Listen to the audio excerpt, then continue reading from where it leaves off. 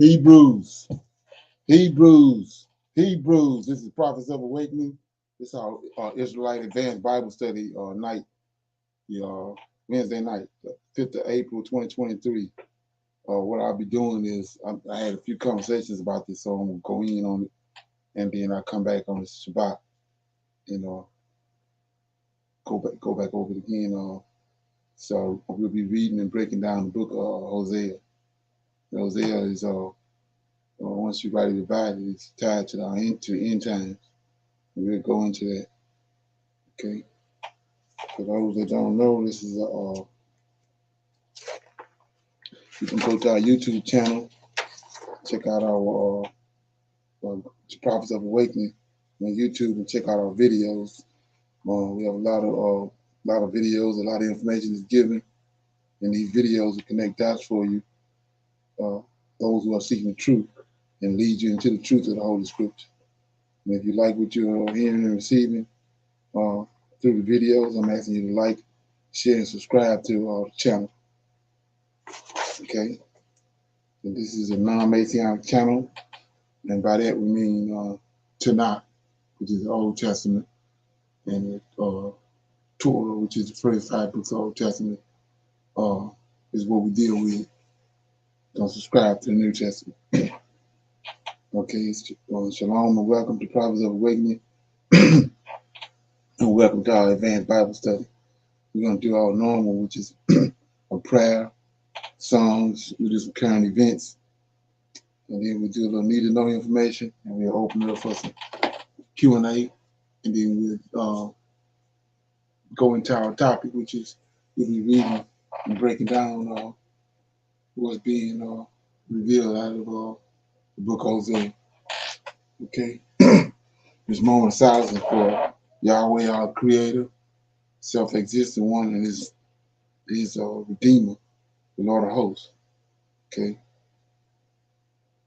Oh Lord, we pray unto the Lord, my God. We make our confessions, oh Lord, the great and dreadful God, keeping covenant and mercy to them that love thee, to them that keep thy commandments. O Lord, righteousness belongeth unto thee, but unto us a confusion of face, as it is this day to the men of Judah and to the inhabitants of Jerusalem and in all Israel, that are near and that are far off, and through all our countries, whither thou hast driven us, because of our trespass that we have trespassed against thee. As it is written in the laws of Moses, all this evil has come upon us in the land of our captivities, here in the Americas, Caribbean, Great Britain, Africa, and worldwide. O Lord, according to all thy righteousness, I beseech thee, with thine anger and thy fury, return away from thy city Jerusalem, and thy people, and thy holy mountain. O Lord, hear this prayer and cause thy face to shine upon thy sanctuary and thy people for your sake. O Lord, open thine eyes and incline thine ears to hear and to behold our condition. O Lord, hear. O Lord, forgive. O Lord, hearken and do, and defer not for thy own sake, O my Lord, for thy people and your land need you desperately at this hour. Peace be unto you. Okay.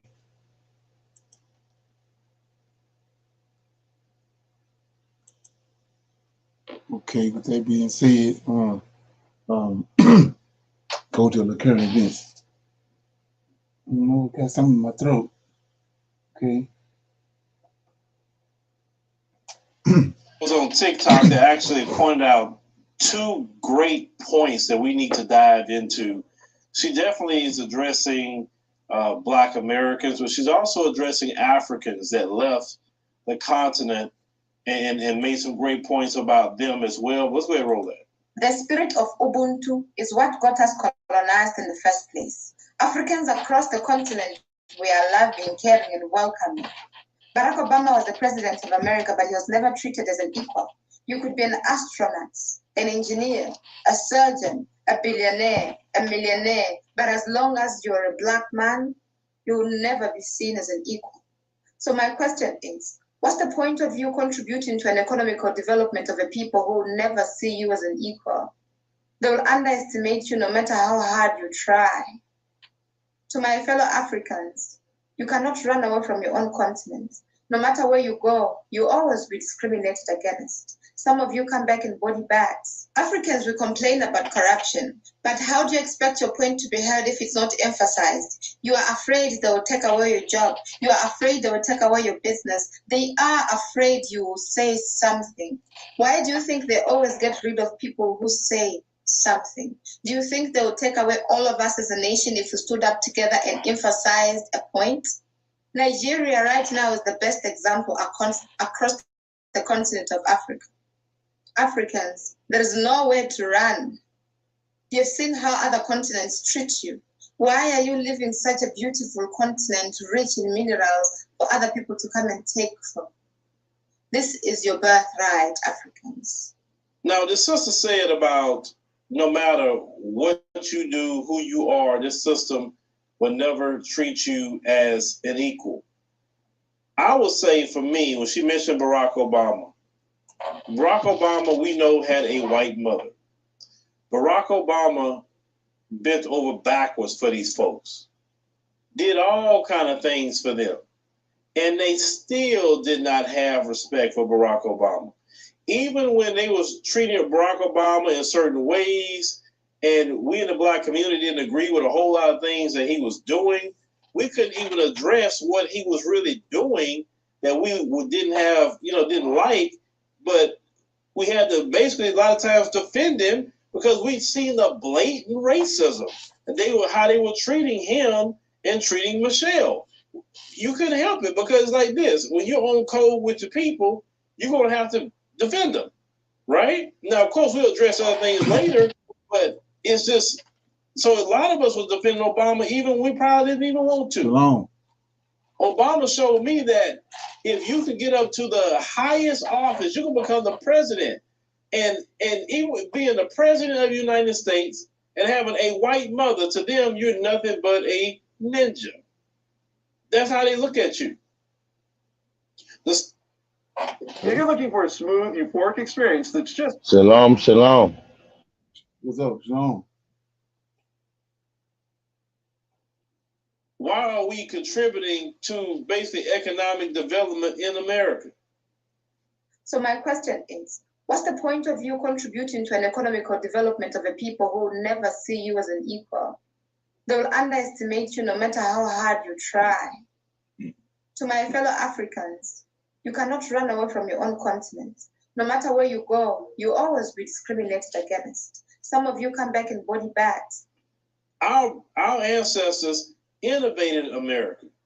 Open heart surgery, the elevator, the traffic light, the gas mask, the home security system, just to name a few. Refrigerated trucks, right? And you would think of people that contributed to American society that much, just to name a few things, you would think those people would be respected due to those contributions. But no. These people stole inventions from Black people.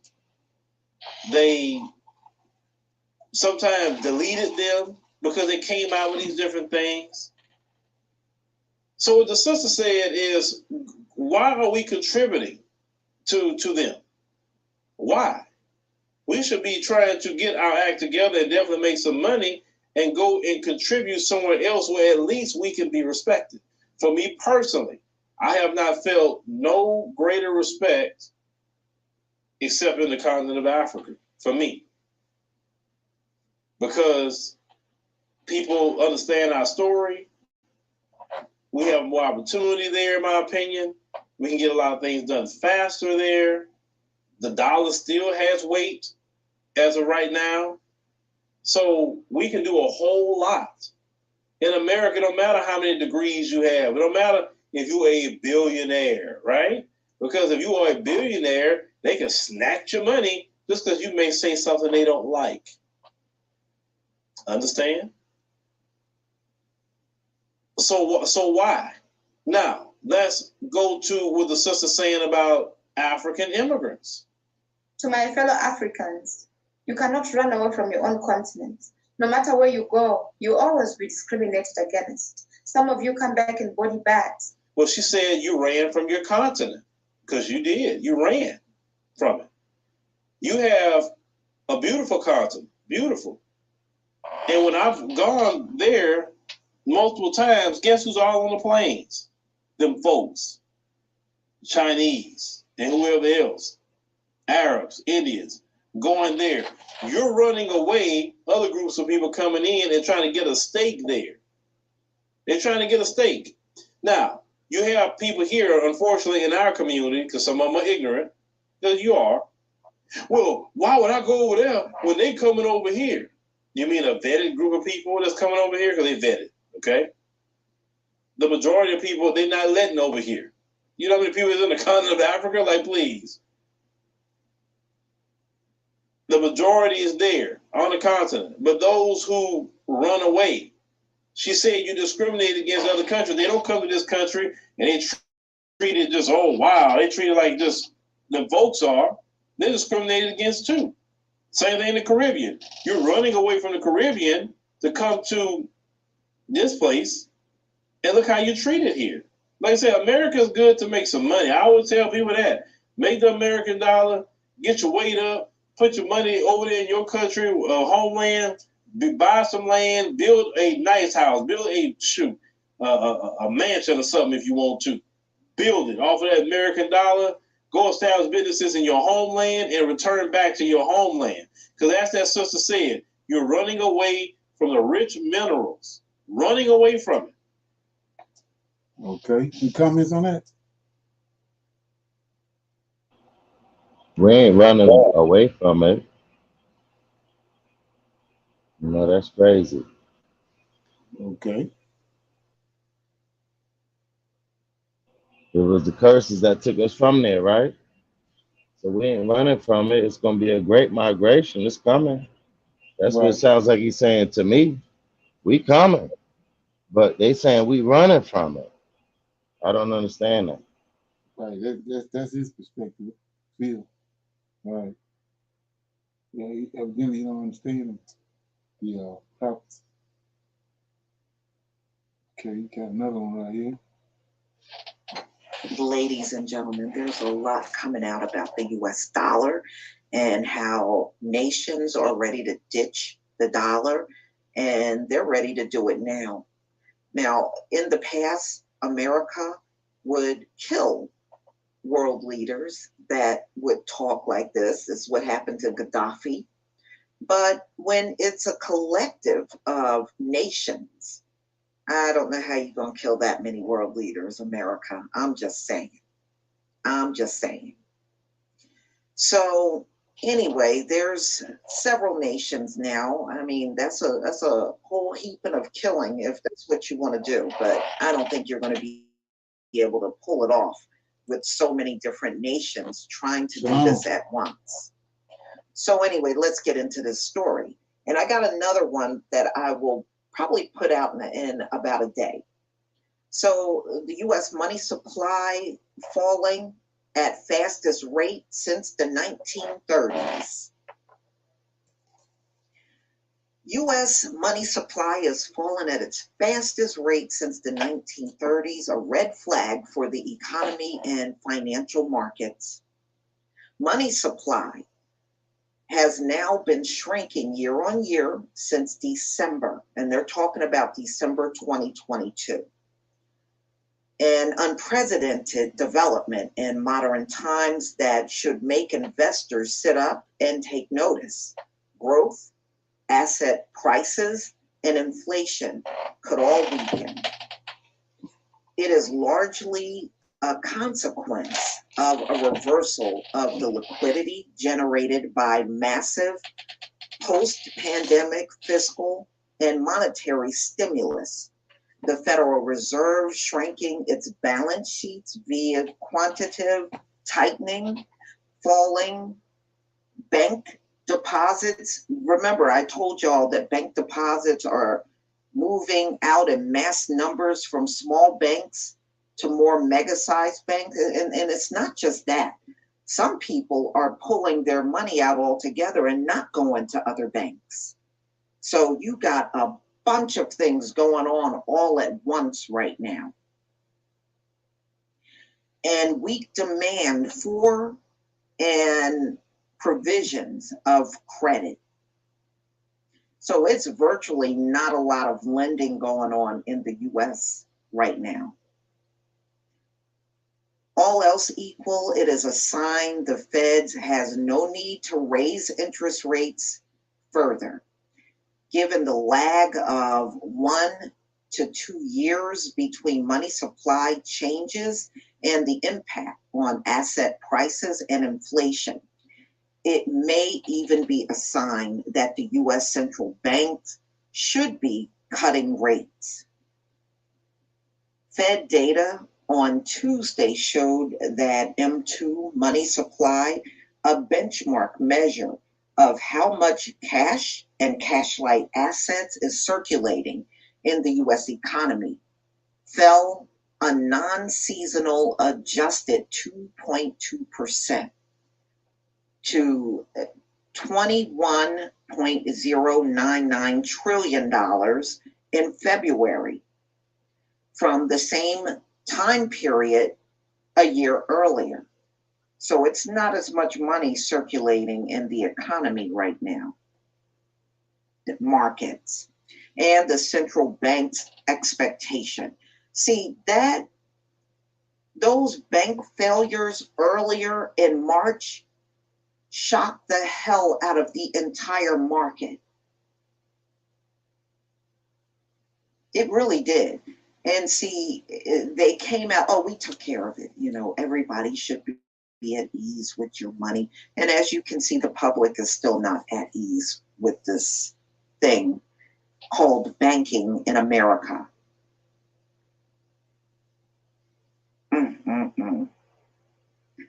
So at least now, you know, at least in this article, they are somewhat admitting how money problems continue to get worse. And the banking situation was really, that was like setting off a bomb with gasoline up in this place. A mix of factors in the 1980s and 1990s included falling inflation, financial deregulation, and, you know, economy problems help loosen the link between the money targeting the GDP growth. Money supply was considered a less reliable basis of policy making. So now, I don't know why they keep saying that we are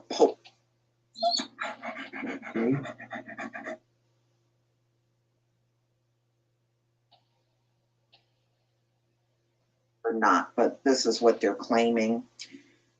And they're saying, you know, the Fed's equally dramatic push to tighten policies, mainly via supercharged rate hikes, but also it has a profound effect on bank customer deposits, reserve balances, and general liquidity in the system. The banking sector shock intensified some of the trends. By some measures, retail deposit outflows from U.S. banks have been the biggest on record. Okay. Any comments on that? I mean, I read that the other day where the Lord of Hosts told us that, you know, he's going to convert the forces of the Gentiles back to Israel, back to his people, the same way that he converted it from us to them when his indignation came to a full. So we see this thing accelerated like 100-fold. Okay. Any comments on that? Let me get this right here.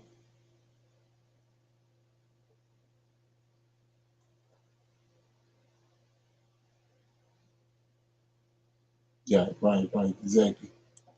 That's what they're doing. But you know, it's the people that's been bought into this system and bought into the Americans and the European people, they've been bought into the same way with JC. You know, all the signs that they'll show you that, you know, who he really is, but they sold out, bought in on system.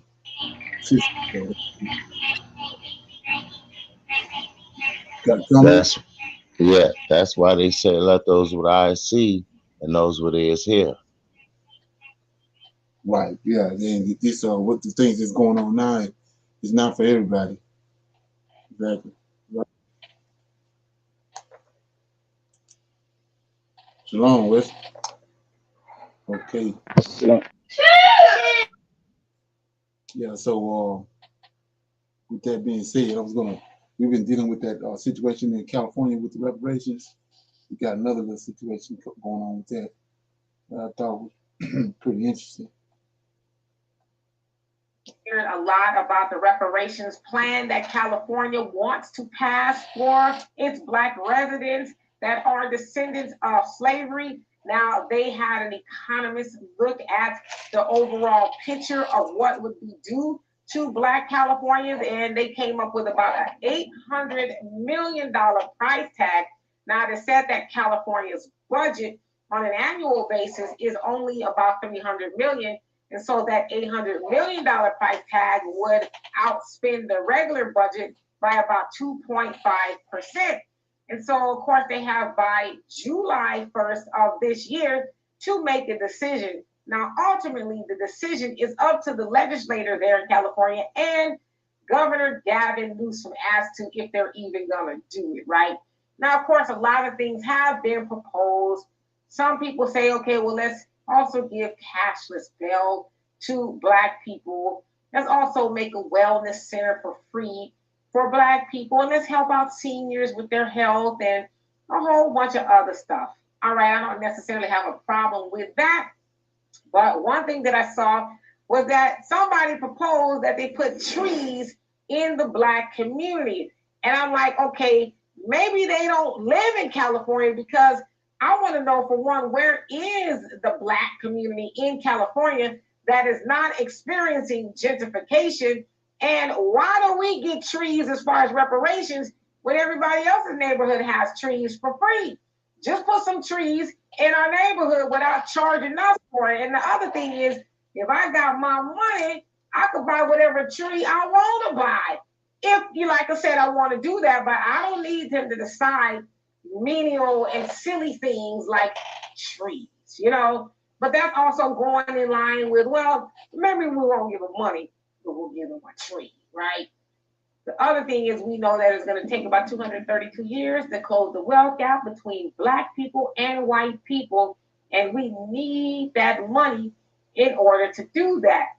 And so we also know that San Francisco said that they want to give their Black residents about $5 million and about $97,000 a year after that for about 200 and some years, in addition to allowing them to buy a house for $1 and wiping clean all of their personal debt. Now, I like that plan. I think California should get on board with something like that. But a doggone tree, I'm good on the tree, right? Only thing I want y'all to talk about trees is the tree that's going to print the paper to make the money that y'all going to give us. That's it. So y'all tell me what you think of that. And for more. Okay. Any comments on that? Anybody heard anything about that?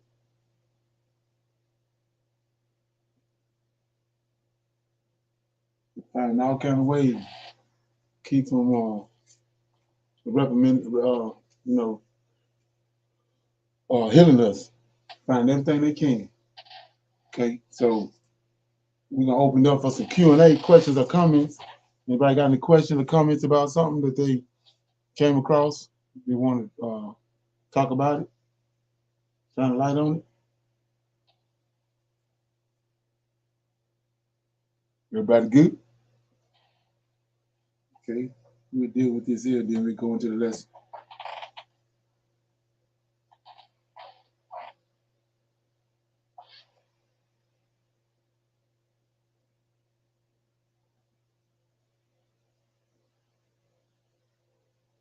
Okay.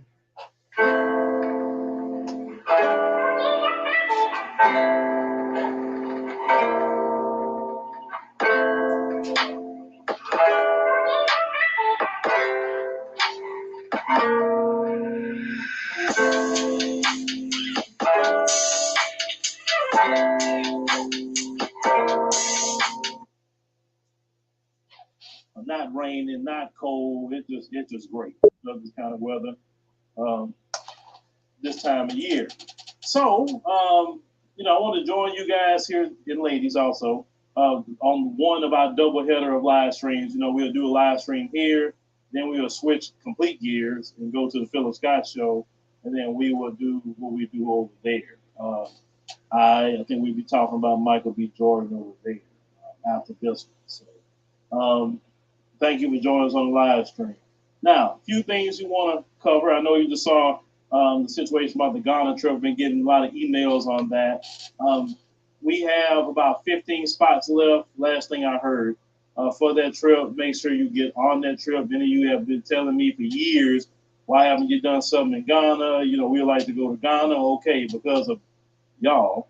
Then this is why we end up doing the particular Ghana tour for you guys. I always say that these tours is not something that I'm coming up with per se. It's more so for you.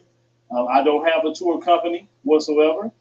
These particular tour companies that we have partnered with is all through them. That's why I say talk to them. You do your deposits through them. Make sure you make a deposit, because if you didn't make a deposit, you have not secured your spot. That's number one. Number two, and I'm going to put this in the community tab as well. So if you'd like to participate in that, you can join a membership. And if not, well, you can just come and sell how you live. If people don't want to live the way you live for whatever the reason, maybe it's their religious beliefs, maybe it's just something they don't want nothing to do with, you should not be able to force them. Well, recently in Kenya, there was a Supreme Court decision about LGBT. Now, we know in Kenya, LGBT is not a legal thing whatsoever. Only marriage is recognized. The only thing that could be accepted in Kenya is between a man and a woman. They're very serious about that. The church in Kenya is very serious about that. But the churches, especially the black churches in America, they go along with it. That's why you can get me to go and, it's not only just that issue, it's a bunch of issues at black church. That's why I'm going to fool with it. You have the Muslims, of course, doing the Quran. That's not acceptable. If you're a person that practices Judaism, that's just something that's not acceptable within those particular religions, right? And people have a right to be religious if they choose to. Well, they had a Supreme Court decision come down, and I'm going to let you hear what one of the MPs has said about this, the one brother. Let me get his name, because I don't want to miss the brother's name. Get his brother's prop. I'm sorry. His name is Peter Kaluma. He's the MP over there, okay, in Kenya. MP basically is equivalent to what we would say a senator in the United States, but they're MPs over there. They call it Parliament, just no different than kind of the UK system, because you got to remember the British had colonized Kenya at one point in time.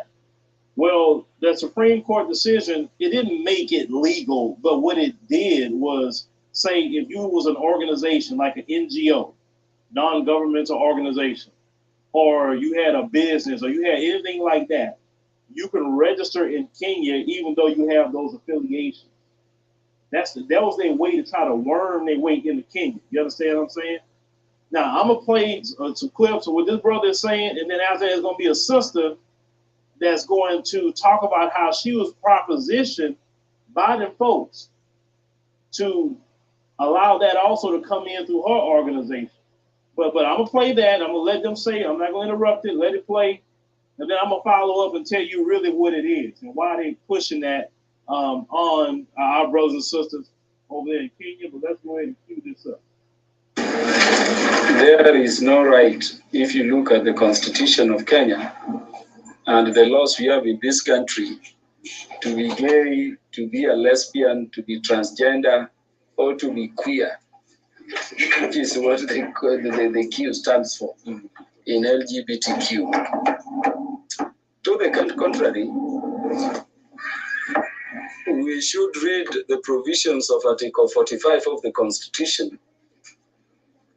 First, it places the family at the very heart of the society. In fact, what it says is that the family is the fundamental unit of the society. At sub-article 2 of Article 45, it says only people of opposite gender can marry one another. And that is the law of Kenya. I'm aware this thing is in all government offices. This thing is even in parliament. This thing is even in the media. This thing is percolating all over. But I want to tell the people imagining we can withdraw, because I've been receiving threats telling me Kaluma withdraw from that enterprise. Tell them to study my history with matters concerning the family. Yeah. We brought down the slave queens the other day. Kaluma brought the Marriage Act, which has consolidated all marriage laws. Up to the time we brought the Matrimonial Property Act, Kenya was relying on 1882 laws of England on matrimonial property. On family, there is no backpedaling. And don't call me to say I'll not go to your country. What do we lack in Kenya? You can cancel your visa. I was a short while back in a foreign country, and you can imagine being approached by a fellow man asking me to go out and mess with him, sleep with him. And the guy has the audacity to tell me I look nicely round. What a level of perversion. So I'm telling our people that this is an enterprise which is going on. There is no reverse gear, and it is going to succeed. On the day this bill is going to be tabled, it is going to be Kenya versus Sodom and Gomorrah, the other side. Anybody who will rise to oppose will belong, and Kenyans will see them to Sodom and Gomorrah immediately. And as Kenyans will fight very hard, and I know we are more than the people of Sodom and Gomorrah sent in this parliament. I know we will succeed. So I appreciate what is happening. The bill has been drafted. We are now waiting for parliament to move forward. But as we do that, we want to encourage our institutions to know that they exist for Kenya, not for foreign powers. Do you find it any coincidental that that determination by a majority of the bench members in the Supreme Court was handed down when the First Lady of the United States of America was arriving in Kenya? It's not a coincidence. Is it coincidental that then you see her giving us some 16 billion for hunger? This hunger of ours, which makes people think our moralities can be bought. Why don't we have measures to end it? And remember, imagine even if you are a child, the Supreme Court rightly says these things are criminal acts in Kenya. They're not just sins. But then the Supreme Court goes ahead and says that the association of these criminals still has to be registered. What are you talking about? What a contradiction. It's like telling convicts, murder convicts, you can register murder as association. What will stop terrorists from approaching the NGOs board to say we also want to be registered? They will stop from saying we can now be registered. We are going back to that Supreme Court, and I'm encouraged by the position taken by the churches. Because people think you cannot appeal to the Supreme Court, but you can go back for a relook, review. And I take courage in the fact that only 3 judges of the Supreme Court decided so. 2 dissented and 2 were not there. We are going back to that Supreme Court with the religious organizations, the churches and everybody, and we are going to request the Supreme Court in their full bench of 7 in number to review that position. And if they don't, then I want to remind the Supreme Court and our court system to begin reading where they derive their power from. The people. They are exercising the delegated power of the people of Kenya, not some perverts or the external funders. We may not even end at disbanding that Supreme Court, but we can have a law, because the Constitution also says nobody, no authority, including the Supreme Court, has the power to make any provision with the force of law other than this parliament. So if we don't succeed in that Supreme Court, there will be a provision in the bill we are going to propose that will be registered. If they would have been registered, any organization in a parliament to counter what happened in that Supreme Court. He said they're going to go back to that Supreme Court and demand that be overturned, because the majority of Kenyans don't get down like that. That's just not their lifestyle. That's not conducive for them. You remember they had President Kenyatta. They tried to approach him like that. And he said, look, that's not nothing we think about. We got a lot of issues and problems in Kenya. We need jobs. We need to work on infrastructure. We need to work on this, that, and the third. That is not the top priority for Kenyans. After all the fiasco that came out with this, President Ruto even came out and said, nope, that's not about to go down underneath my watch either. Okay? But if you remember the point where the brother had talked about when Jill Biden, right before she showed up, all of a sudden that Supreme Court decision by 3 people, 3, not the millions of Kenyans that's in that country. I think Kenya's what, about 50 million people or so? Only 3 Supreme Court justices. Let's think about our country. It wasn't the millions upon millions of Americans that voted for that. It was Supreme Court justices. To me, how do you go against the will of the people? How? The people should have a right to vote and say, hey, we want this, that, or we want this, or we don't want that. Because they knew, and even in America, every time, even in California, go back to California. California is the most liberal state in the nation. And when they put that up in California, California voters said, nah, we good. That's California, Democrat liberal. So when they wanted to get that into the U.S., they had to go through the Supreme Court during Obama's watch to do that. During Obama's watch, he went over there when President Kenyatta was the president and tried to bring that to them and say, hey, well, if you don't accept that, you won't get no money. Like, keep your money. I don't want your money. I'm good. And guess what? Kenya was fine. Kenya has progressed, even rejecting the money from Obama. I told y'all when I went to Kenya a few months ago, they building everything up. They got new toll roads. They got all kind of things now that wasn't there the last time I went. So Kenya's doing just fine. Okay. We comment on that? Yeah, the U.S. trying to put pressure on Uganda and Kenya and all these other African countries trying to impose they're trying to impose the gay agenda on them. Okay. So with that being said, like I said, we'll be talking about I'm gonna go more in depth on it on the Shabbat, but we're gonna deal with the book of Hosea. And before we get into it, I want to talk about a few things about the book of Hosea. The first thing is, I mentioned it a couple of times, was that the minor prophets, the way that they concocted it and set up the Old Testament, they got the so-called major prophets and the minor prophets. But when you understand what had happened, Daniel being an example, you got all these chapters and they've been taken out of Daniel. So to say major and minor prophets according to the side of the books, that's like that's Mark's Nicks, because they didn't hoodwink them. For example, Obadiah only had 1 chapter, but look at all the information that's in it. There's no way he only had 1 chapter. And just the 1 chapter that's there is packed with information. So what I come to find out is that if you go to the apocryphal books, I'm gonna read it. You'll find out that these so-called minor prophets, 2 things that I found out about it, and that's that they all came back from the captivity in Babylon with Zerubbabel. And then the other one was they all talking to us, and then specifically they shine a light on Esau.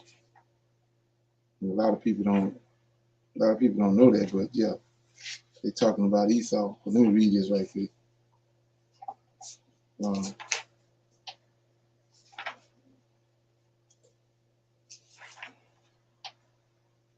when they came back from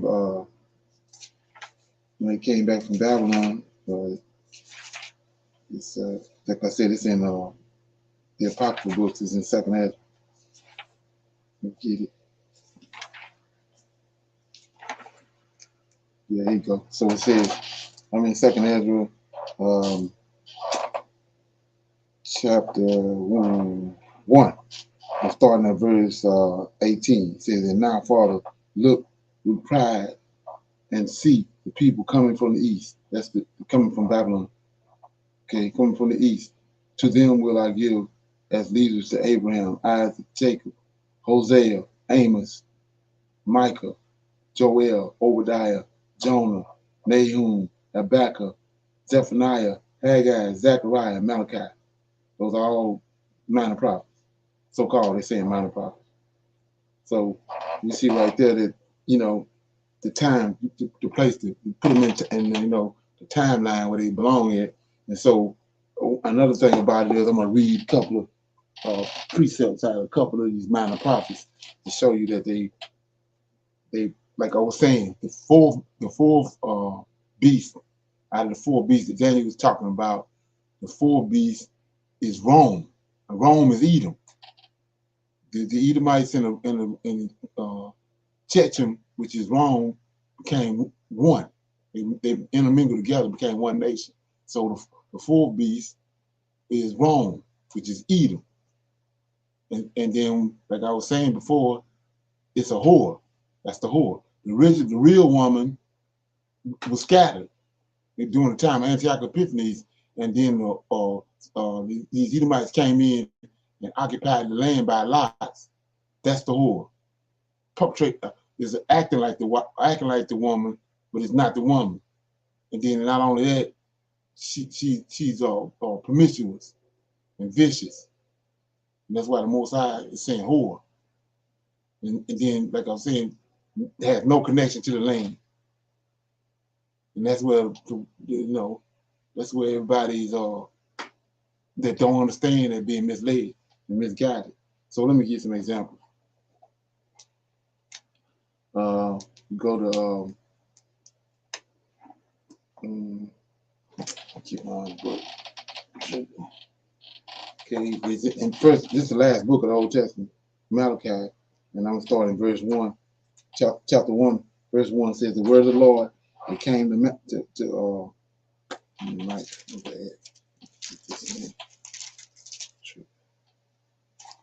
okay, says Malachi chapter 1 says the burden of the word of the Lord. Okay, the burden of the word of the Lord to Israel by Malachi. I have loved you, says the Lord. Yet ye say, wherein hast thou loved us? Was not Esau Jacob's brother, said the Lord, that I love Jacob? So when you see this right here, he's addressing Esau. He's addressing the issue of Esau and Jacob being addressed right there. Then he says, verse 3, I hated Esau, and I laid his mountain and his heritage to waste for the dragons of the wilderness. Whereas Edom said, we are impoverished, but we will return and build the desert places. And thus says the Lord of hosts, they shall build, but I will throw down, and they shall be called the border of wickedness, and the people against whom the Lord hath indignation forever. And your eyes shall see, and ye shall say, the Lord will be magnified from the borders of Israel. So I want to break that down right quick. So we see right here, it's the last book of the Old Testament. And this is what the conversation is about. Esau. And so anyway, what happened is we was reading this the other day. I don't know if it was on Clubhouse, but let me go there right quick. It's in Jeremiah. Right? And it came up in another conversation, and that's the reason I was dealing with it on Monday. So I'm in Jeremiah 49, right? And we see right here that in verse 7, the Most High got a prophecy against Edom. And what the situation is he's using the Chaldeans and Nebuchadnezzar in specifically to deal with all these nations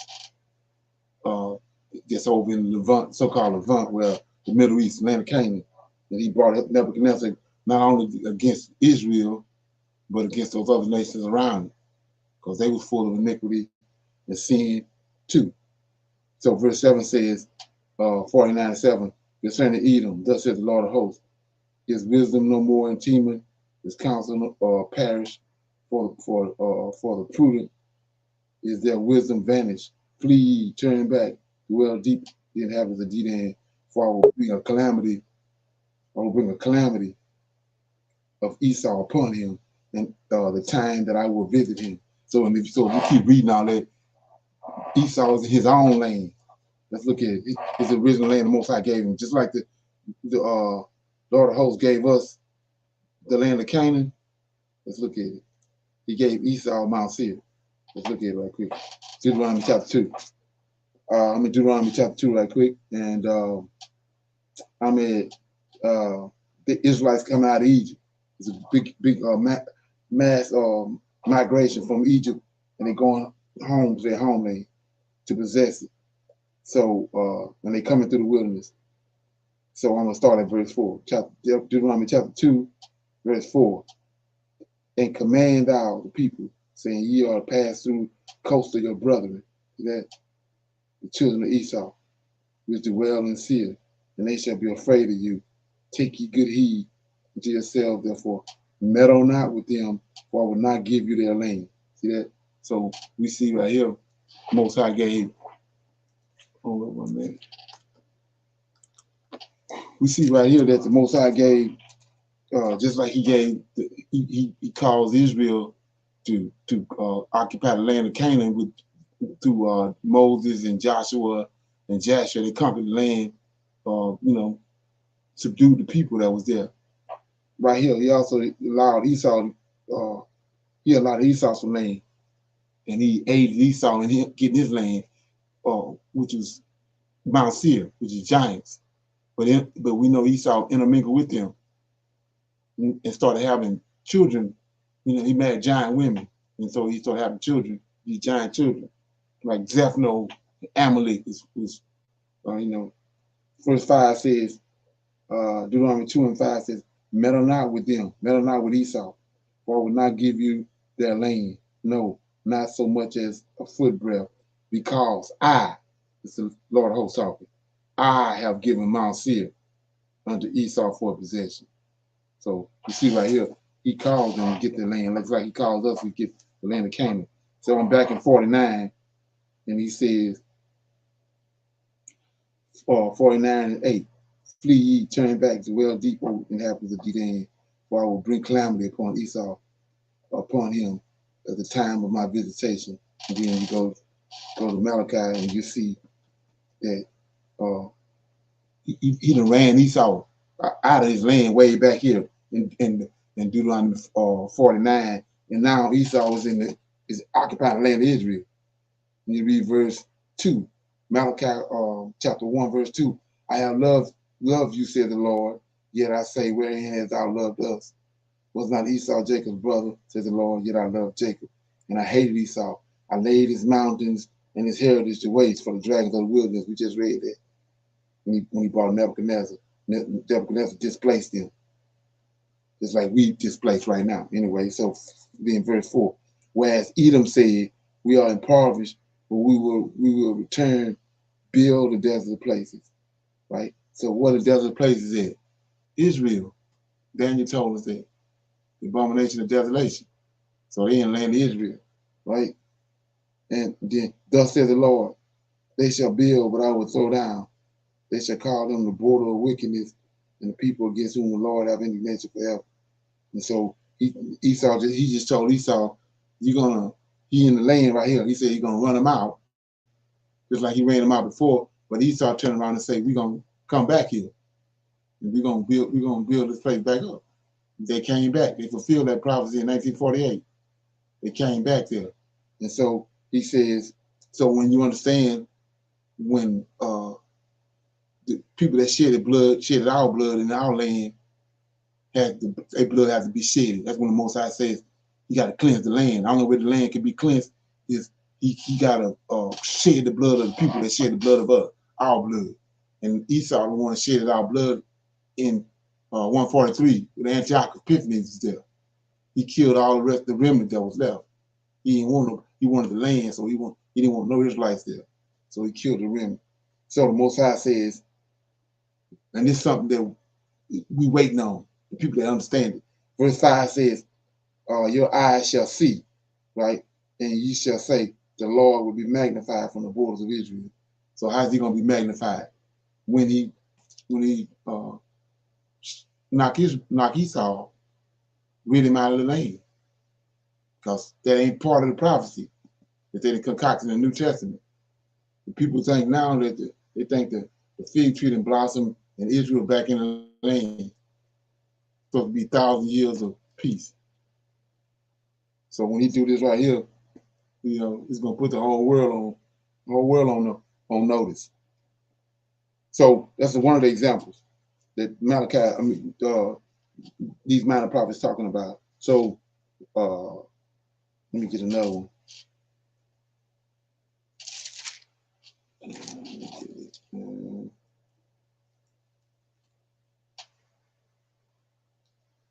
Obadiah. So book of Obadiah, I'm starting at verse 5. It's only one chapter.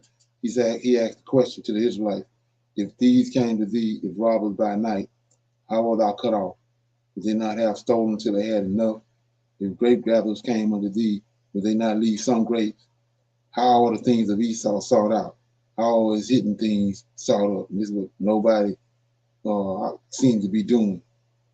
They're not searching Esau out, because that's where the deception coming in from Esau.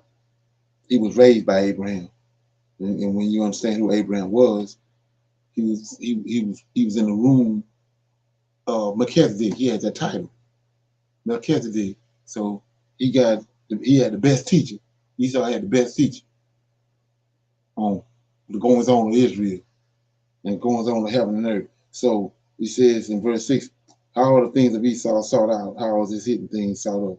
All the men of thy confederacy have brought thee even to the border. See, back right here, telling you again, they in the land of Israel.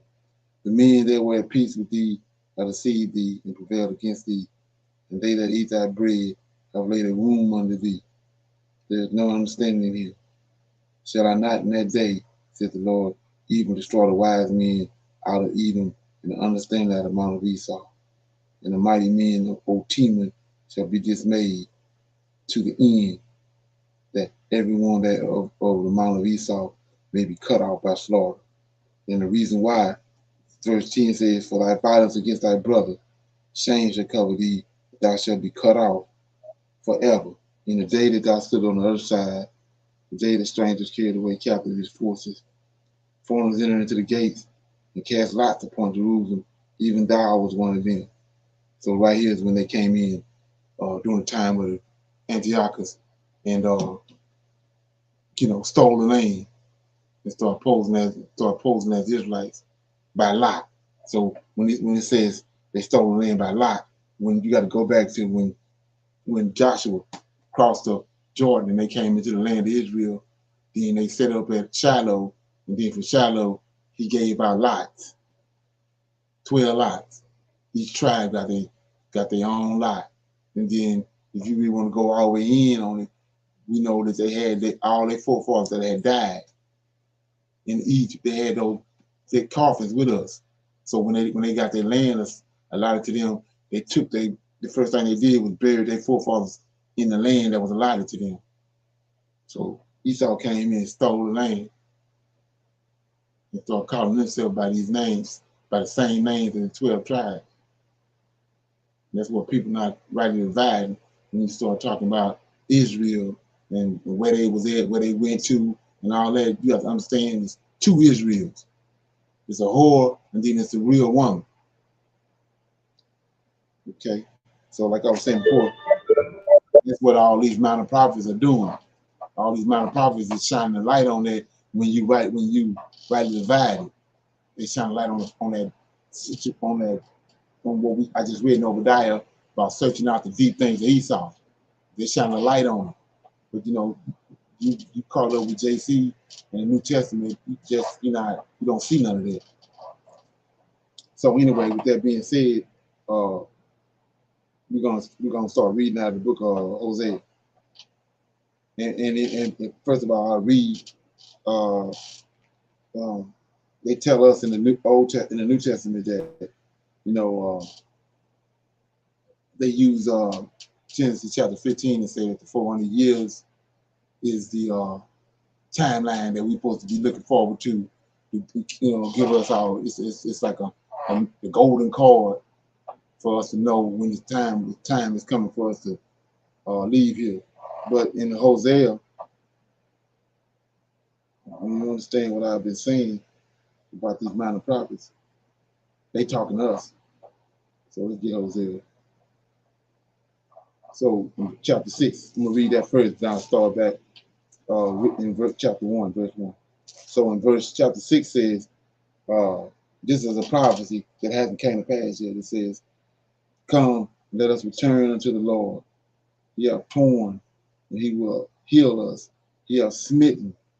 All this coming out, all this is in concert with Genesis 50, with Isaiah 53. The son is the nation of Israel is the son. That's what Moses said. The Lord of hosts told Moses to go and tell Pharaoh, "Let my son go."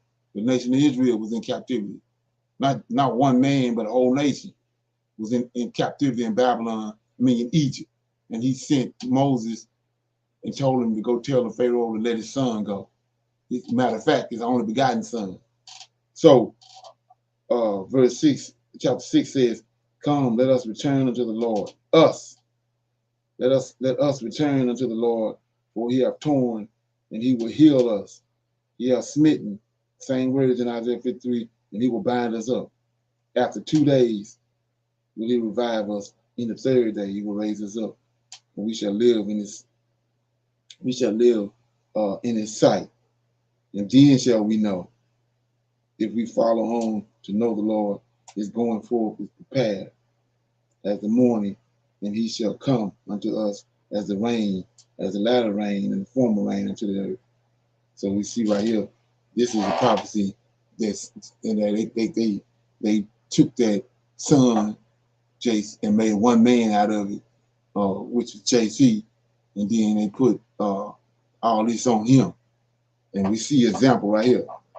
3 days. That was his sign. 3 days and 3 nights in the belly of the whale. So we see right here it says, "Come, let us return to the Lord, for he hath torn, he will heal us. He hath smitten, he will bind us up after 2 days." See that? The same, they laid all this on him. After 2 days, he will revive us. In the third day, there go to 3 days, he will raise us up, and we shall live in his sight. So we see the real son is going to raise his real son up out of these lands over here where we've been scattered among the Gentiles. It's the real son. It's the fictitious son. He's going to come. He's coming about the ground. He's going down in the ground for 3 days, 3 nights. Then he's going to come up. So one more place. And we see in Hosea chapter 11, verse 1, tell you when Israel, see that? The nation of Israel was a child. Then I loved him. See to him, there's a whole nation. And called my son out of Egypt. And we know that's where he went. Moses met him on the mountain. And he sent Moses to go get his son out of Egypt. Yeah, that's it right there. So we see how they hoodwinked us. And so if you go to Isaiah 53 right quick, back to us and we thing, let's look at Isaiah 53 right quick, then I start reading. Isaiah 53 says, starting out the gate, chapter 1, verse 1, chapter 53, verse 1. Who have believed our? See that? So you can't get no one man out of that. Who have believed our report? And to whom is the arm of the Lord revealed? To Israel. And specifically, the Levites. So we see how all this synchronized with your eyes open. Okay? So let's go. Let's do this. So I'm in Hosea. I'm going to start reading chapter 1. I'm going to read as much as I can. So it says, the word of the Lord that came unto Hosea, the son of Burah, in the days of Uzi, Jotham, Ahaz, Hezekiah, kings of Judah, in the days of Jeroboam, the son of Joash, king of Israel, the beginning of the word of the Lord by Hosea. And the Lord said unto Hosea, Go, take unto thee a wife of whoredom, and children of whoredom, for the land hath committed great whoredom, departing from the Lord. So he went and took Gomer, the daughter of Diblaim, which conceived, and bore him a son. And the Lord said unto him, call his name Jezreel, for yet a little while, and I will avenge the blood of Jezreel upon the house of Jehu, and I will cause to cease the kingdom of the house of Israel. And it shall come to pass at that day that I will speak, that I will break the bow of Israel in the valley of Jezreel. And she conceived again and bore a daughter. And God said unto him, call her name Lahuma, for I will no more have mercy upon the house of Israel, but I will utterly take them away. But I will have mercy upon the house of Judah, and I will save them by the Lord their God, and I will not save them by bow, nor by sword, nor by battle, or by horses, nor by horsemen. Now, when she had weaned Luma, she conceived and bore a son. And then said the Lord, call his name Lahama, for ye are not my people, and I will not be your God. Yet the number of the children of Israel shall be as the sands of the sea, which cannot be measured nor numbered. And it shall come to pass that in the place where it was said unto them, ye are my people, there shall be said unto them, ye are the sons of the living God. Then shall the children of Judah and the children of Israel be gathered together, and appoint themselves one head, and they shall come up out of the land, for great shall be the day of Jezreel. On chapter 2, the Lord the Lord's love for his unfaithful people. Say ye unto your brethren, Amen, and your sister, Rumah, plead with your mother, or plead, for she is my wife, neither am I her husband. Let her therefore put away her whoredoms out of her sight, and her adulteries from between her breasts. So let's look at it right here, what I was explaining to you earlier about so you got a whore, and then you got the real nation of Israel, and then you got somebody posing as Israel, and not only that, they wicked as hell. So we see it right here. This is the Lord talking. Say ye unto your brethren, Amen, and unto your sister, Rumah, plead with your mother. That's Israel. That's the woman. Plead, for she is not my wife, neither am I her husband. Let her therefore put away her whoredoms out of her sight, and her adulteries from between her breasts, lest I strip her naked and set her as in the day that she was born, and make her as a wilderness, and set her like a dry land, and slay her with thirst. And I will not have mercy upon her children, for they be children of whoredom, for their mother have played the harlot. She have conceived them and have done shamefully, for she said, I will go after my lovers that give me my bread and my water, my wool and my flax, my oil and my drink. Therefore, behold, I will hedge up the way with thorns, and make a wall that she shall not find her path, and she shall follow after her lovers, but she shall not overtake them, and she shall seek them, but shall not find them. Then shall she say, I will go and return to my first husband. And then was it better? Then was it better with me than now?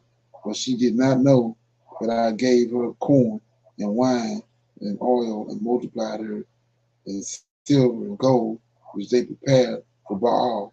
Therefore will I return and take away my corn in the time thereof, and my wine in the season thereof, and I will recover my wool and my flax, given to cover her nakedness. So we see how that parallels with what happened in the garden, covered with Adam and Eve. Okay, 10. And now will I discover her lewdness in the sight of her lovers, and none shall deliver her out of. Okay. Okay. And I will destroy her vines and her fig trees, Therefore she hath said, these are my rewards that my lovers have given me, and I will make them a forest, and the beasts of the field shall eat them. And I will visit upon her the days of Balaam, wherein she burned incense to them, and she decked herself with her earrings and her jewels, and she went after her lovers and forgot me, said the Lord. Therefore, behold, I will allure her and bring her into the wilderness and speak comfortably unto her, and I will give her vineyards from thence, in the valley of Achor for a door of hope, and she shall sing there as in the days of her youth, and as in the days when she came up out of the land of Egypt. And it shall be at that day, says the Lord, that thou shalt call me Issa, and she shall call me no more Bala, for I will take away the names of Balaam out of her mouth, and they shall no more be remembered by their name. And in that day will I make a covenant for them with the beasts of the field, and with the fowls of heaven, and with the creeping things of the earth, of the ground, and I will break the bow and the sword and the battle and the battle out of the earth, and I will make them to lie down safely, and I will betroth thee unto me forever, thee unto me in righteousness and in judgment, and in loving kindness and in mercies.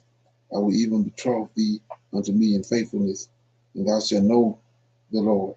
And it shall come to pass in that day, I will hear, saith the Lord, and I will hear the heavens, and they shall hear the earth, and the earth shall hear the corn and the wine and the oil, and they shall hear Jezreel, and I will sow her unto me in the earth, and I will have mercy upon her that had not obtained mercy, and I will say to them which were not my people, thou art my people, and they shall say, thou art my God. Chapter 3.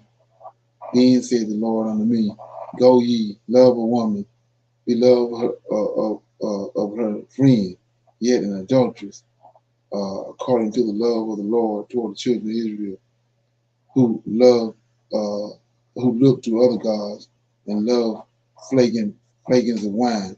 So I brought her to me for 50 pieces of silver, and for omer of barley, and for half an omer of barley. And I said unto her, thou shalt abide with me many days, and thou shalt not play the harlot, and thou shalt not be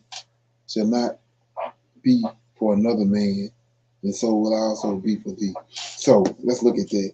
So what's going on right here is the Lord is told Hosea to go get him a wife, but he sent him to get an adulterous woman to be a wife.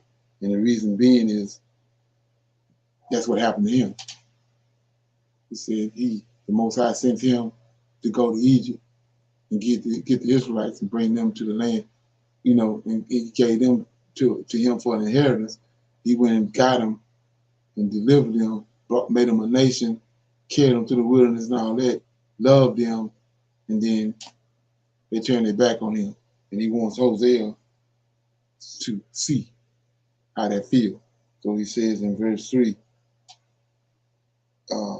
Hosea says, and I said unto her, thou shalt abide for many days, and thou shalt not play the harlot, and thou shalt not be for another man. So will I also be for thee. So that's what the Most High did. He took us, brought us out, delivered us, gave us everything, gave us laws, and so and gave them statutes and judgment to abide and how to abide with him. But they turned from that. So 5 says, afterwards shall the children of Israel return, seek the Lord their God, and David their king, and shall fear the Lord and his goodness in the latter days. So notice latter days, right? So anyway, chapter 4. Here, and this is the Lord's, like I said, this is an issue with Israel, the real woman. Hear the word of the Lord, the children of Israel, for the Lord have a controversy with the inhabitants of the land, because there is no truth, no mercy, no knowledge of God in the land. By swearing and lying and killing and stealing and committing adultery, they break out, and blood touches blood. Therefore shall the land mourn, and everyone that dwelleth therein shall languish, with the beasts of the field, and with the fowls of heaven. Yea, fishes of the sea also shall be taken away. Yet let no man strive, nor reprove another, for thy people are as they that strive with the priests. Therefore shalt thou fall in that day, in the day, and the prophets also shall fall with thee in the night, and I will destroy thy mother. So let's look at that. So we see right here, when, like I said, when you write it divided, you can see that Isaiah 53 is talking about it's talking about a whole nation of people. And my point is this: Jacob. When you start talking about the singular part of what I'm talking about, the Most High wrestled the Lord. When you understand who the Lord of hosts is, he wrestled with Jacob. One man, he wrestled with Jacob. And then he told him, not only do you have, we know he had favor with mankind, but he says, not only do you have favor with mankind, but you got favor with heaven and favor with the angels and the Lord of hosts and Yahweh. So we're going to see that right here. We see, he says, I start at verse 3, Hosea 4 and 3. Therefore shall the land mourn, and everyone that dwelleth therein shall languish, with the beasts of the field, and with the fowls of heaven. Yea, the fishes of the sea also shall be taken. Then here we go, verse 4. Yet let no man strive, nor reprove another, for thy people are as they that strive with the priests. See that? You know the priests is the Levites, and the Lord of hosts took the Levites to himself. He took them from among the tribes of Israel. They the ones that's in the temple, that's serving him. And so when you see the Levite or the priest is representing him. So we say these people right here striving with the priest, striving with his order. The priest got his word at their mouth, so they're striving with him. So what's going on? Well, that's what the daddy did.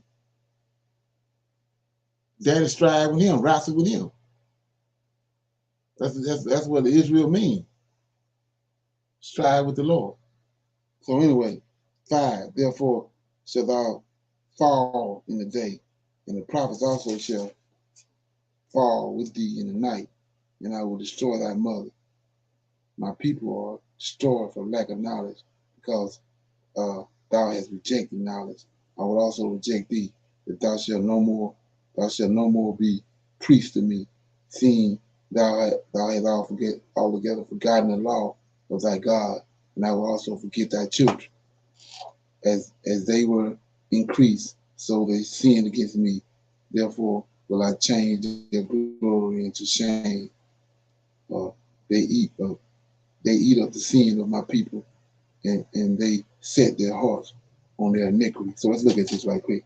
Put it in perspective. Verse 7 says, they didn't turn from him, right? So same reason why, he brought the Chaldeans there. So he says, so as they were increased, so they sinned against me. Therefore will I change their glory into shame, right? So he says he's going to change the glory that he gave them. He gave them everything when he brought them out of Egypt, right? So let's look at right quick in the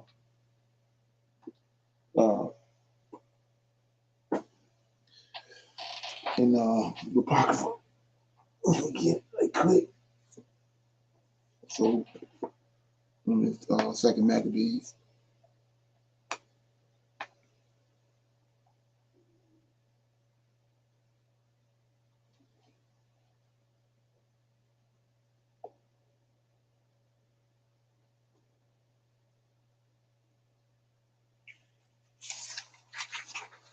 Okay. So this is when Antioch Epiphanes came, and we know that Hosea existed around that same time. Okay, so we see.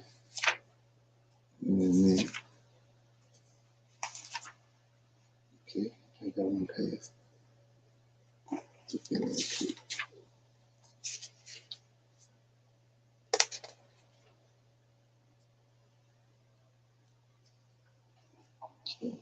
First thing, okay.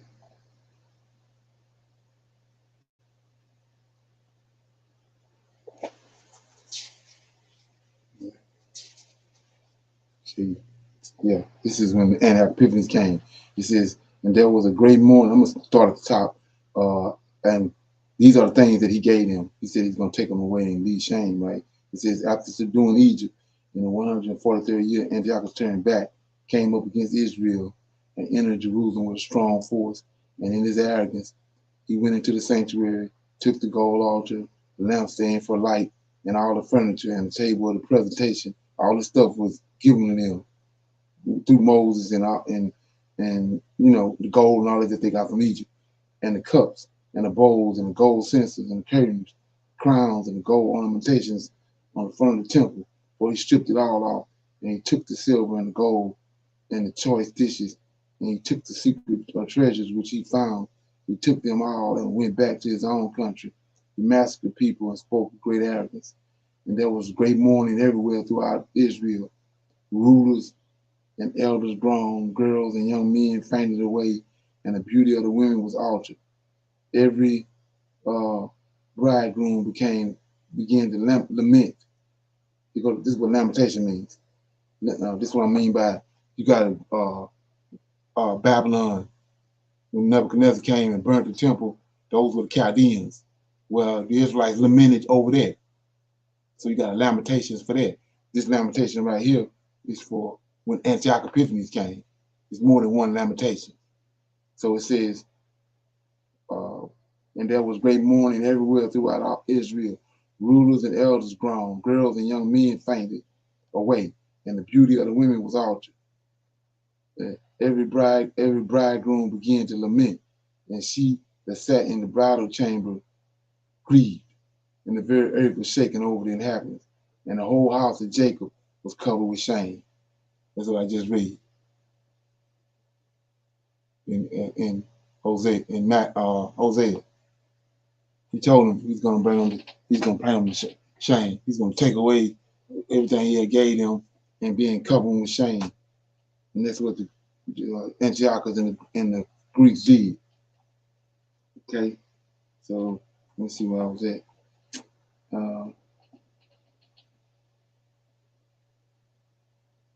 Okay, verse 8, chapter 4, verse 8. They ate up the sin of my people, and they set their hearts on their iniquity, and there shall be like people, like priests, and I will punish them for their ways and reward them for their doings. For they shall eat and not have enough. They shall commit whoredom and shall not increase, because they have left off to take heed to the Lord. Whoredom and wine and new wine take away the heart. My people ask counsel at their stocks, and their staff declare unto them, for the spirit of whoredom have caused them to err, and they have gone a whoring from under their God. They sacrifice upon the tops of mountains and burn incense upon the hills, under oaks and poplar and elm, because the shadow thereof is good. Therefore, your daughters shall commit whoredom, and your spouses shall commit adultery. So this is what I was talking about when I said, when the Most High is talking about, like for example, you go back to Canaan, when the land was being meted out to those boys after the flood. Noah gave Shem the land of Canaan. It wasn't called land of Canaan then, but he gave him that land over there, and then Canaan came in and they said he viewed the land. So what they mean by that right here, 13. So they sacrifice, they do sacrifice to these fallen angels up on these mountains and stuff. So it says, so he viewed the land. So he's looking for they sacrifice upon the tops of mountains. That's what he's looking for. Good places to sacrifice and burn incense upon the hill under the oaks. So they're looking for, what he call groves, or big trees with a pond by it and they come there and set up, and make them worshiping places to deal with these fallen angels. So that's where they would meet them at. And you notice in Genesis 18, that's where Abraham met the Lord of hosts by an oak. But these fallen angels come and dealing with them, and then wherever they meet them and deal with them at, they make a shrine out of it. Which is what he called the groves. And that's why, let's look at this right quick. I think it's Isaiah 60. Let me get it right quick. Maybe, 66. Let me get it, 66. At the end of 66. Let's see. Yeah, chapters, Isaiah 66. This is when the Most High come back. He's telling you what they're going to be doing. 16, Isaiah 66 and 16. For by fire and by my sword will the Lord plead with all flesh, and the slain of the Lord shall be many. 17. They that sanctify themselves and purify themselves in gardens, behind one tree, in the midst, eating swine flesh and abomination of the mouth, and that shall be consumed together. So they right there. That's what that is. Grove worship, and and mice and all that, unclean animals. That's what that is. So anyway, it says in 13, they sacrifice upon the mountains. Hosea 4 and 13, they sacrifice upon the top of the mountains, burn incense upon the hills, under oaks and poplar and elm, because the shadow thereof is good. Right? Therefore your daughters shall commit whoredom, and your spouses shall commit adultery, and I will not punish your daughters when they commit whoredom, nor your spouses when they commit adultery, for themselves are separated with whores, and they sacrifice with harlots. Therefore the people that do not understand shall fall. Though thou, Israel, play the harlot, yet let not Judah offend, and come not ye to Gilgal, neither go ye up to Bethaven, nor swear the Lord liveth, for Israel slideth back as a backslidden heifer. Now the Lord will feed them as a lamb in a large place. Ephraim is joined to idols. Let them alone. Their drink is sour. They have committed whoredom continuously. Her rulers with shame do love to give ye. The wind have bound her up in her wings, and they shall be ashamed because of their sacrifices. Okay, chapter 5. Hear ye this, hear ye this, O priests, and hearken, ye house of Israel, and give ye ear, O house of the king, for judgment is toward you, because ye have been a snare on Mizpah, and a net spread upon Tabor. So Tabor is one of those 7 mountains over there. Tabor is one of those 7 mountains. Mount Hermon is one of them. But what I want to shine a light on is verse 5. Like I said, chapter 5, verse 1. There's nothing new under the sun, because it says, hear ye, O priest, right? And hearken, ye house of Israel, and give ear, O house of king. That's the house of David. So if you go to the transatlantic slave trade, that's what they got. The head, the kingdom of Judah, Benin, tribe of Benjamin, and the priest, Ashanti, the kingdom of Ashanti. Those were that's the head. That's what we brought over in transatlantic slave trade. It says right here, let's look at it. Hear ye, O priest, that's Levi, and hearken ye house of Israel, that's the children of Israel, Benjamin, and and give ye ear, O house of David, house of the king, that's house of David. That's David's lineage. Say judgment is toward you, because they the head, because ye have been a snare on Mizpah, and not spread upon and a net is spread upon Tabor, and the revolters are profound to make slaughter. Thou hast been a rebuker of them all. And now Ephraim and Israel is not hid from me. For now, O Ephraim, thou committed whoredom, and Israel is defiled. They will not frame their doings to turn unto their God, for the spirit of whoredom is in the midst of them, and they have not known the Lord. And the pride of Israel do testify to his face. Therefore shall Israel and Ephraim fall in their iniquity. Judah also shall fall with them.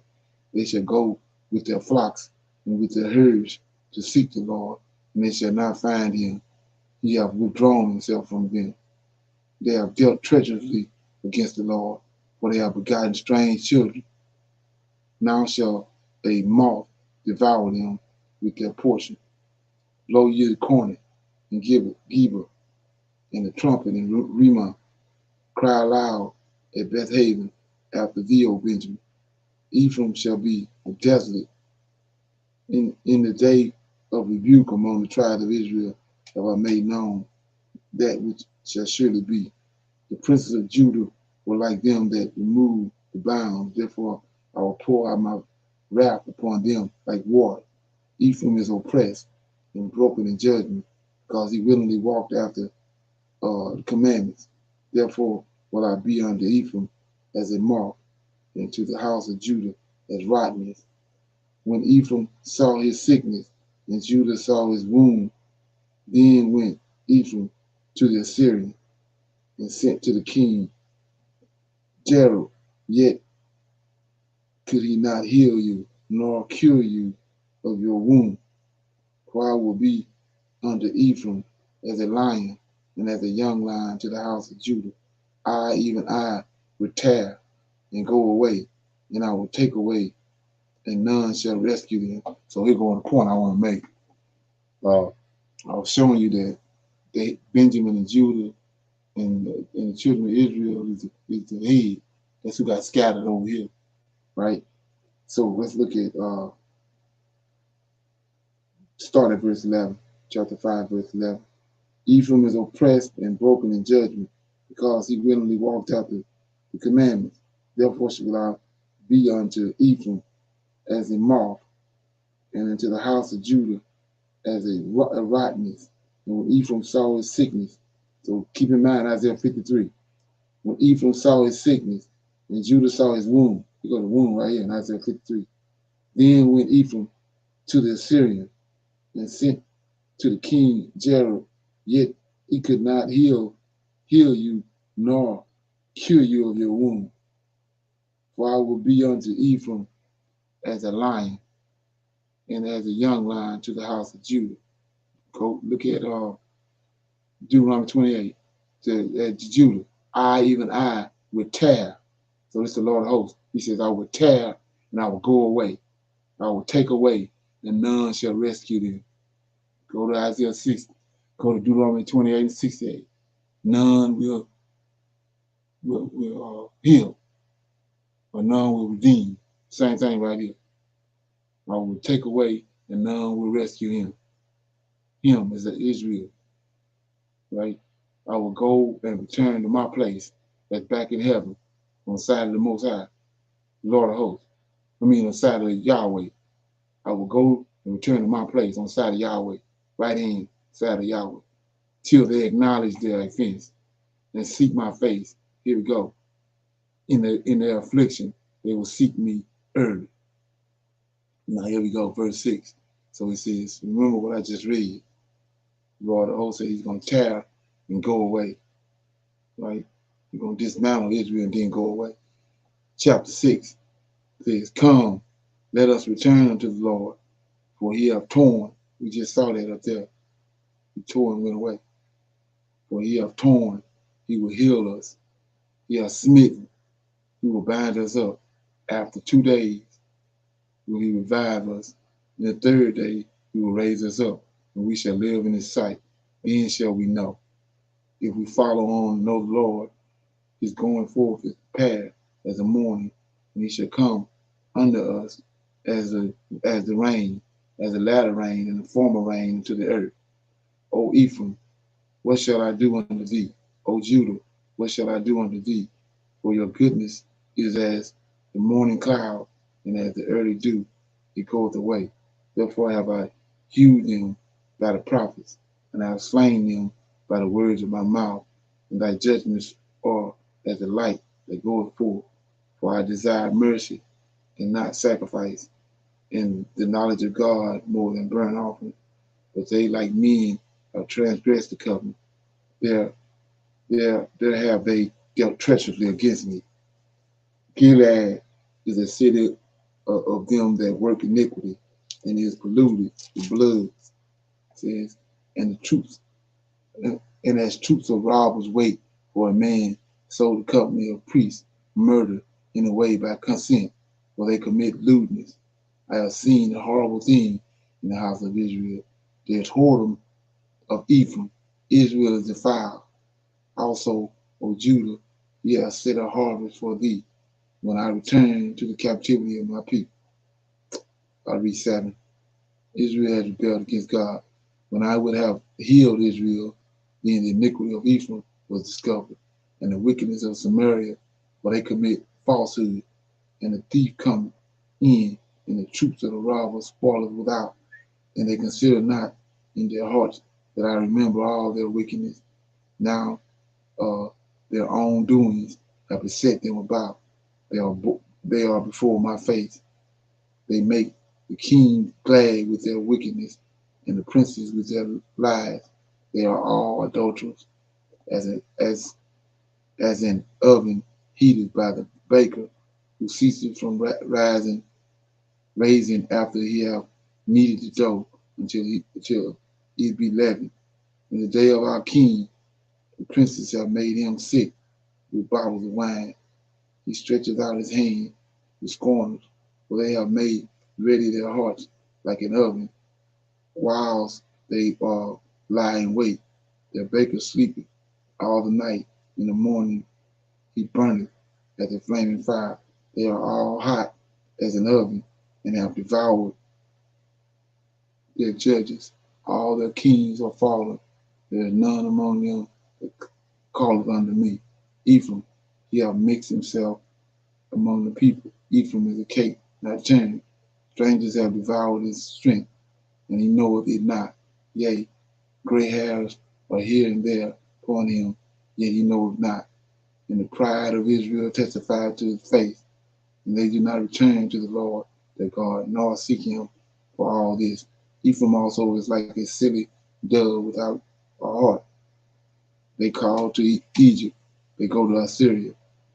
When they shall go, I will spread my net upon them, and I will bring them down as the fowls of the heaven, and I will chastise them as their congregation have heard.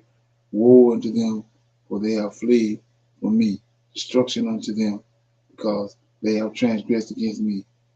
Though I have redeemed them, yet they have spoken lies against me, and they have not cried unto me with their heart. When they howl upon their beds, they assemble themselves for corn and wine, and they rebel against me.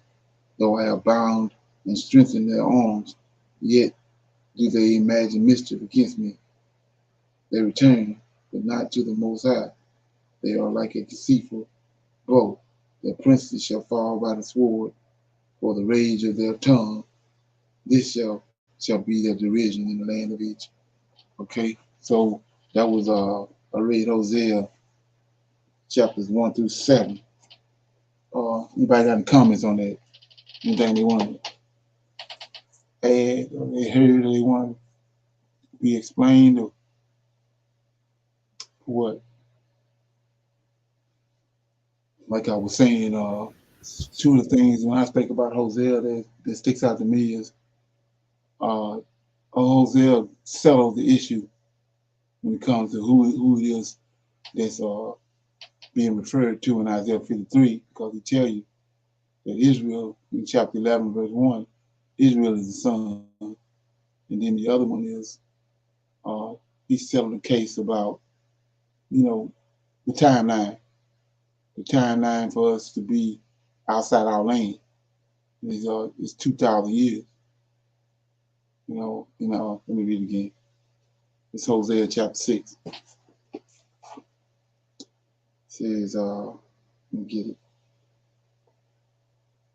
Hosea chapter 6, and it says, "Come, let us return unto the Lord, for he hath torn, he will heal us. He hath smitten, he will bind us up. After 2 days will he revive us. In the third day he will raise us up, and we shall live in his sight.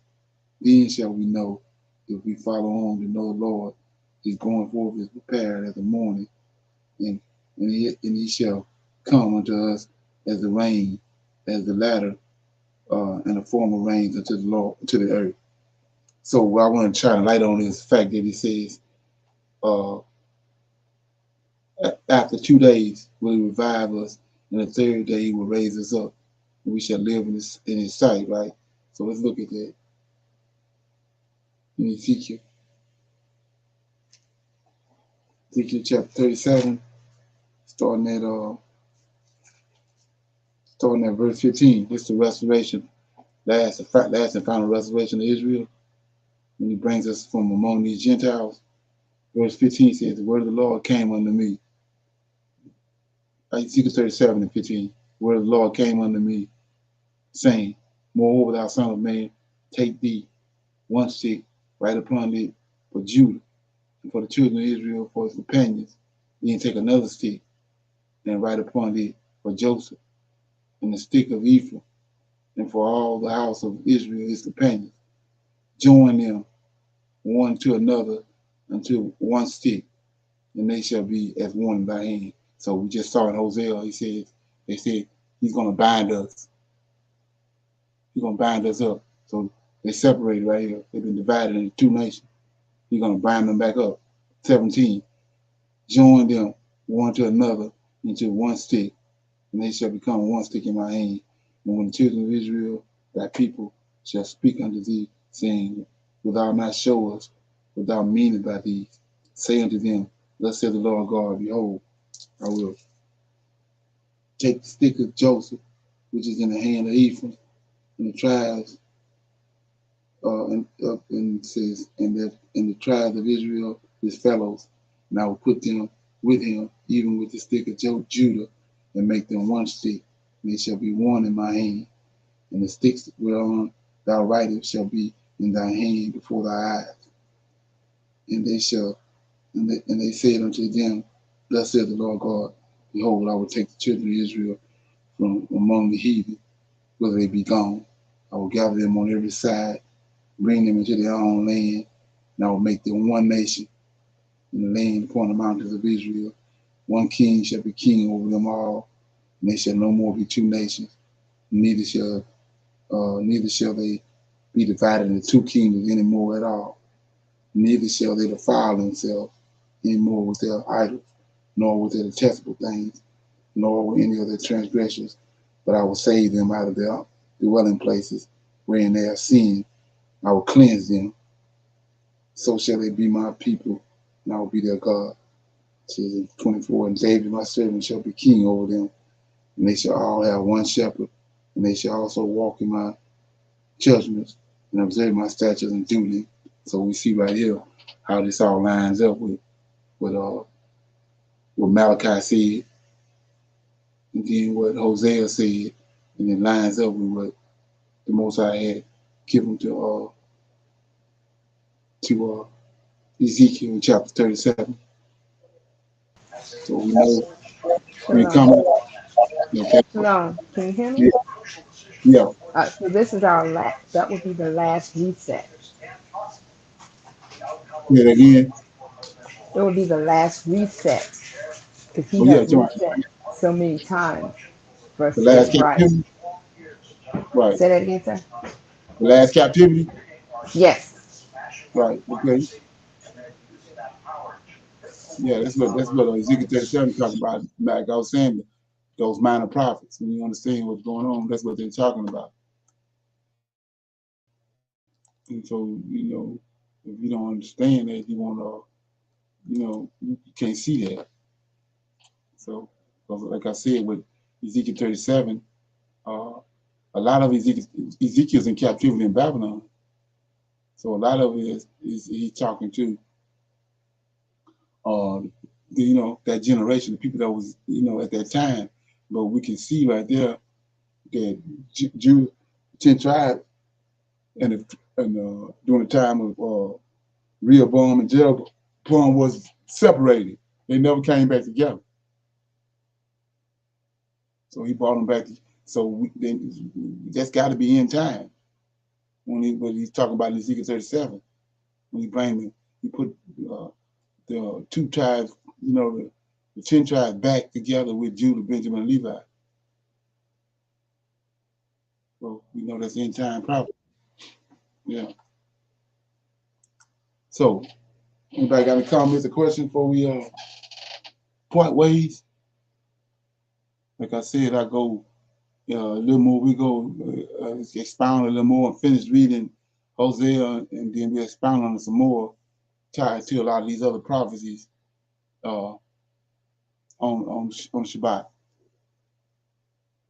So that's where we at.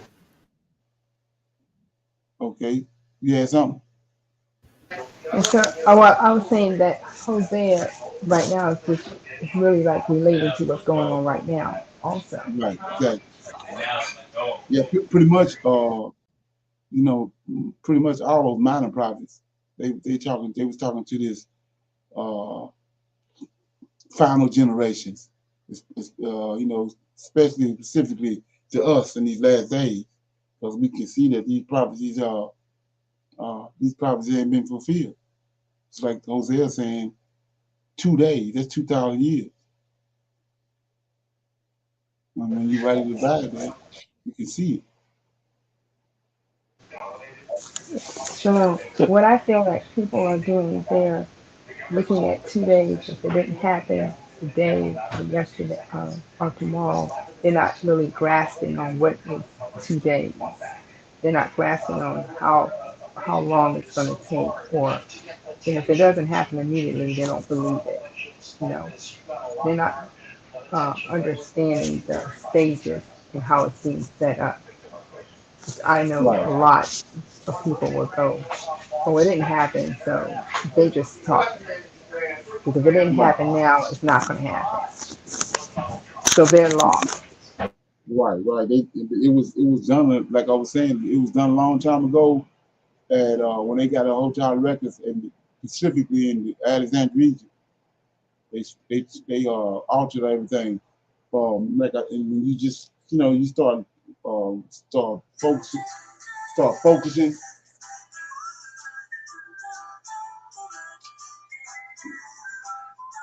When you start focusing in on what's going on, you can see it. Yes, sir. Yeah, you can see that they've been tampered with. Like I said, over there I only got one chapter. Come on, something wrong with that. You got one chapter. And only 66 books. Right, exactly. We got all these prophets, all these seers. We had 10 Melchizedek before the flood. From Adam all the way to Noah. And none of those men books are in the Bible. So that's it did a serious number on our history. If it wasn't for the Lord of hosts, we wouldn't be able to. We wouldn't even be where we are right today. Yes, we will be considered blind and mute. Right. Exactly. Anybody else got anything before we exit? Yes, Shalom. I just wanted to make two comments on what you read and what I got out of that. Hosea's marital experience, with his wife, Right. Demonstrated the love that God had for Israel. Despite our continuous disobedience, he still loved us. And he remained faithful, to us, and always made sure that he provided, even though we kept disappointing him.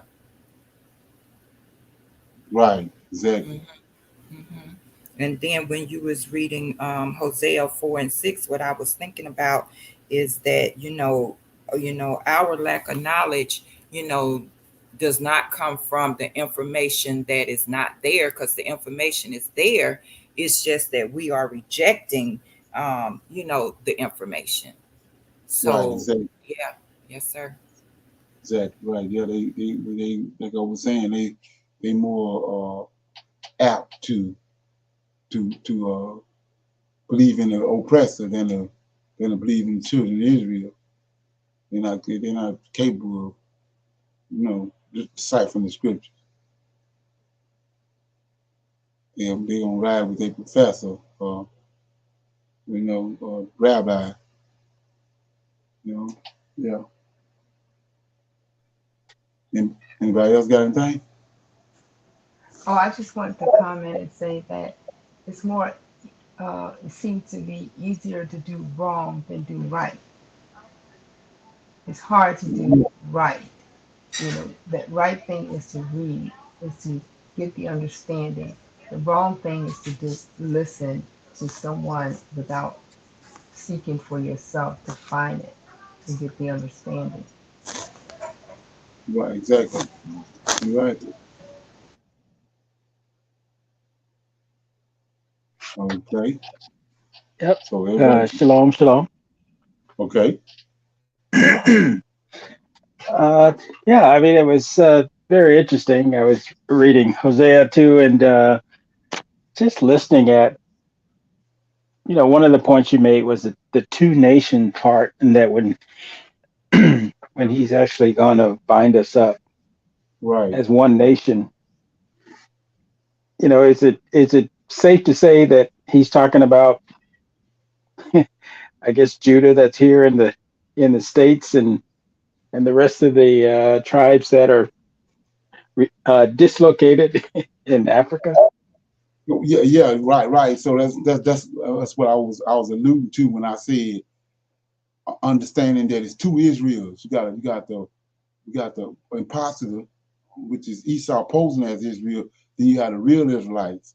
And so and what reason I'm mentioning that is they got this thing out there about the lost tribes. Well, that's them. That's part of the fake Israel.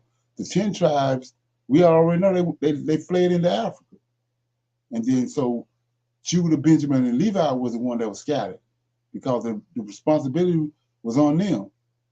And if Israel went astray and sinned, it was the children of Judah, which is Levi, Benjamin, and Judah was responsible. So that's who got scattered. So when it's time, now that we waking up, he's waking. He says he's gonna wake Judah up first. Then Judah and Benjamin gonna return to what the 10 tribes is. But Judah is the one that spearheads. You see that all through the scriptures, and then we see in uh, Zephaniah that he says from beyond the rivers of Ethiopia, he's gonna call his dispersed. So that's West Coast Africa. That's where he's gonna call the nation Israel, or that he's been awakened and brought them back together. They on the West Coast of Africa. He's gonna call them from there. He's gonna return the language to us, and then he's gonna call us from there, beyond the rivers of Ethiopia. Okay, Right, back great. home. Yeah, Yeah, the other thing too is I think that I mean there's so much out there about the 400 years of Abraham and things like that. You know, to me it's more of a, okay, relax. He's got this under control. He's going to regather us in the right. third day, and it's not going to be so dramatic that where it's going to be people just flocking away. I mean, there's going to be a gathering, obviously, but I don't think there's any real pressure to do that today. No, He's, you know no, what I'm yeah, saying? no. Right. Yeah. So what you do is you look at like I said, when they came out of Egypt and when they came out of Babylon. I was reading. I think it was on the Shabbat.